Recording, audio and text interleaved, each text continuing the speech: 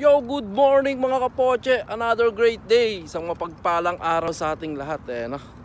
So, meron lang akong i-chika sa inyo mga kapoche. Marites ba? So, ngayong araw nakatanggap tayo ng email. At alam mo yun, dumating na yung visa natin sa application natin.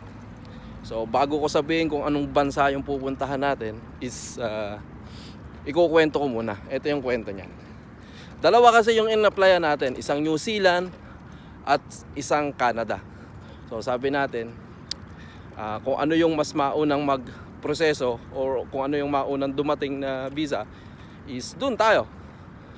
So yun, Canada yung nauna. So ibig sabihin, dun tayo sa Canada syempre, di ba? For the go. So yun, chinika ko lang sa inyo.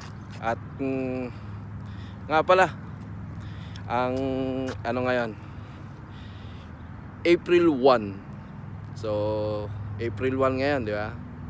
So alam niyo na yung ibig kong sabihin. Yun lang, good morning.